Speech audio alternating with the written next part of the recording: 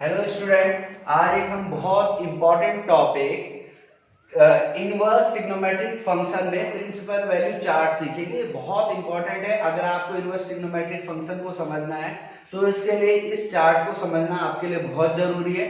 और इस चार्ट को समझने से पहले मैं आपको कुछ इंफॉर्मेशन देता हूं। जो हम प्रिंसिपल वैल्यू चार्ट क्यों लेते हैं, क्योंकि हम किन्हीं प्रिंसिपल वैल्यूज को इसमें लेते हैं। और वो क्यों लेते हैं, कभी भी किसी फंक्शन का इनवर्स तभी पॉसिबल है जब 1 1 और ऑन 2 हो, तभी उसका इनवर्स पॉसिबल है। तो ये हम वो चार्ट का वो पार्ट यूज करते हैं, उन एंगल्स को यूज करते हैं जहां पे फंक्शन 1 1 भी है और ऑन 2 भी है। ओके स्टूडेंट, तो सबसे पहले हम लेते हैं साइन इनवर्स एक्स। तो साइन इनवर्स एक्स का आप डोमेन और रेंज, तो आप बताइए मुझे कि साइन का डोमेन क्या होता है। तो आप बोलेंगे कि साइन का डोमेन कोई भी एंगल रख सकते हैं, यानी रियल होता है। आपको भी पता है कोई भी एंगल रखते हैं।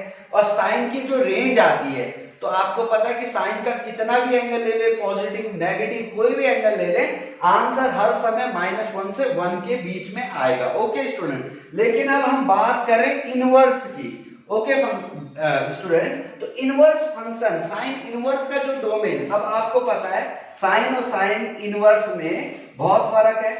अब साइन जब लेंगे तो जो डोमेन होगा वो पार्ट साइन इनवर्स के लिए रेंज वाली साइड होगी, और जो साइन की रेंज वाली साइड है वो साइन इनवर्स के लिए डोमेन वाली। लेकिन उसका भी पूरा हिस्सा नहीं, जो हिस्सा हम लेंगे वो मैं आपको समझाऊंगा कैसे। तो साइन इनवर्स का जो डोमेन होता है, अब वो होता है जी -1 से 1 क्लोज इंटरवल में। इसको आप समझे कि मतलब साइन इनवर्स x अगर हम लेते हैं तो जो इसमें डोमेन लेंगे हम वो -1 से 1 के बीच में, क्योंकि आपको पता है, इसको समझने के लिए ऐसे समझ सकते हैं कि साइन की जो वैल्यू है -1 से 1 के बीच में आती है क्लोज इंटरवल में। और जो इसकी रेंज आती है वो रेंज आती है इसकी -π/2 से π/2 क्लोज इंटरवल में। अब इसका मतलब समझिए, मतलब साइन इनवर्स में जो भी हम वैल्यू लेंगे वो उसकी जो रेंज है, उसका जो आंसर है वो इन दोनों एंगल के बीच में ही आ जाएगा, और ये दोनों भी इंक्लूड हैं। इसके बाद आप आ जाइए cos इनवर्स x पे। तो cos इनवर्स x का भी हम डोमेन लेते हैं -1 to 1, -1 to 1 इसका डोमेन लेते हैं। लेकिन जो इसकी रेंज होगी स्टूडेंट, अब हम cos देखते हैं तो आपको पता होना चाहिए कि साइन जो होता है फर्स्ट क्वाड्रेंट और सेकंड क्वाड्रेंट में दोनों में पॉजिटिव होता था।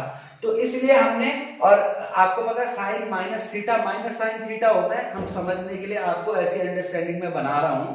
तो sine minus theta minus sine theta होता है, तो हमने वो एंगल ले लिए -π/2 से π/2 में ले लिया, यानी कि हमने एक माइनस वाला ले लिया और एक पॉजिटिव ले लिया। जबकि cos के लिए cos minus theta cos theta होता है, तो इसलिए हमें -1 to 1 जाने के लिए 0 से पाई दूसरे क्वाड्रेंट तक पहुंचना पड़ गया, क्योंकि cos 90 से ऊपर की वैल्यू 180 तक की भी माइनस होती है।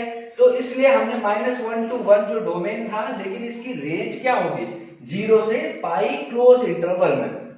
अब आप समझिए अगला है cosec इनवर्स x।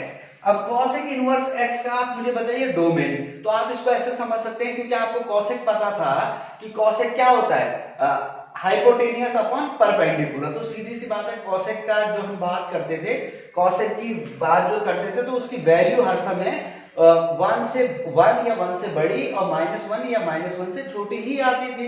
अब यहाँ पे इसका डोमेन, इसका मतलब हम लेंगे रियल -1 to 1। ओके स्टूडेंट, इसमें -1 और 1 से जो बीच की वैल्यू है वो इंक्लूड नहीं है, -1 और 1 इसमें इंक्लूड है, इसीलिए ओपन इंटरवल लगाया है। आप समझ रहे हैं क्या है, रियल में से केवल -1 और 1 के बीच की वैल्यू को हटाया गया है। तो इसकी जो रेंज होगी वो क्या होगी स्टूडेंट, हम साइन का देखते हैं -π/2 to π/2। लेकिन इसको ऐसे समझिए कि cosec 0 क्या होता है, cosec 0 होता है 1/sin 0 नॉट डिफाइन की कंडीशन। तो यहाँ पे एक एंगल आप समझिए 0, जहां पे ये, क्योंकि इन दोनों के बीच ही तो आएगा 0, -90 से +90 के बीच में ही 0 आएगा। तो इस 0 को हटाने के बाद आपका ये डोमेन बना इसका, और ये रेंज बना। अब आ जाइए सेक इनवर्स पे। तो सेक इनवर्स आप देखिए, सेक इनवर्स का भी डोमेन, सीधी सी बात है, सेक होता है हाइपोटेनियस अपॉन बेस। तो हाइपोटेनियस अपॉन बेस से आप फिर वही समझ गए कि 1 या 1 से अधिक और 1 या -1 या -1 से छोटी वैल्यू आ सकती है। -1 और 1 के बीच की वैल्यू पॉसिबल नहीं है, तो हम इसका भी डोमेन लिखते हैं रियल -1 to 1 और स्टूडेंट इसकी रेंज लिखेंगे हम 0 to पाई। लेकिन इसको समझिए 0 to पाई में एक एंगल ऐसा आ गया जहां पे सेक नॉट डिफाइन है, तो वो एंगल आपको पता है कौन सा है, π/2 है, क्योंकि आप सेक π/2 करेंगे तो 1/cos π/2 वहां पे नॉट डिफाइन हो जाएगा। इसके बाद आप आ जाइए tan इनवर्स x। तो tan इनवर्स x का जो डोमेन होता है वो स्टूडेंट वो होता है रियल, और जो इसकी रेंज होती है, डोमेन इसका रियल होता है और जो रेंज होती है वो होती है -π/2 टू π/2 ओपन। अब मैंने इसको ओपन क्यों लिखा है इसको भी समझ लीजिए। इसका मतलब वैसे इन दोनों को मैं एक्सप्लेन करूं तो इसका मतलब ये है कि tan इनवर्स का जो डोमेन मतलब कौन सा एंगल tan इनवर्स में x की जगह रखा जा सकता है, तो आप कोई भी एंगल इसमें रख सकते हैं। रियल मतलब कोई भी real, okay student, real values हम रख सकते हैं। और इसकी जो रेंज का मतलब है, मतलब कोई भी आपने रियल वैल्यूज रखी तो उनका आंसर हम -π/2 के और π/2 के बीच में ही हम पा लेंगे। लेकिन ये ओपन इंटरवल है। ओपन इंटरवल इसलिए लिखा है स्टूडेंट क्योंकि tan π/2 पे तो आपको पता है नॉट डिफाइंड है, तो इसलिए हमारे को -π/2 से π/2 के बीच की वैल्यू ही रेंज है tan इनवर्स की। इसके बाद आते हैं स्टूडेंट cot इनवर्स x पे। तो cot इनवर्स x का भी डोमेन जो होता है वो रियल होता है, लेकिन जो उसकी रेंज होती है, अब जैसे cos की जो रेंज है 0 to पाई, तो cot इनवर्स की स्टूडेंट रेंज है 0 to पाई ओपन इंटरवल में, क्योंकि आपको पता है cot जो है 0 पे भी नॉट डिफाइन होगा, क्योंकि cot 0 हो जाएगा cos 0 अपॉन sin 0, और cos 0 1 और sin 0 0, तो नॉट डिफाइन, और पाई पे भी नॉट डिफाइन होगा। तो ये हमारे पास प्रिंसिपल वैल्यू चार्ट आ गया इनवर्स ट्रिग्नोमेट्रिक फंक्शन का। इसको मैंने समझाया आपको, इसको बहुत इंपॉर्टेंट है इनवर्स ट्रिग्नोमेट्रिक फंक्शन को अगर समझना है। दोबारा मैं रिपीट कर देता हूं, साइन इनवर्स का जो डोमेन है वो है -1 to 1 और रेंज जो है -π/2 to π/2 क्लोज इंटरवल में।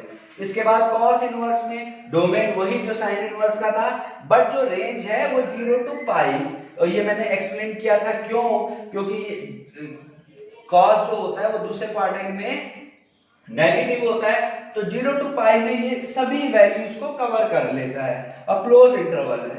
cosec inverse real -1 to 1 open का मतलब है इनके बीच की वैल्यू को छोड़ के सभी रियल, और इसकी जो रेंज आती है वो -π/2 to π/2 सब एंगल ले सकते हैं, लेकिन एक एंगल जहां पे cosec नॉट डिफाइनिंग यानी कि 0 उसको इंक्लूड नहीं करेंगे।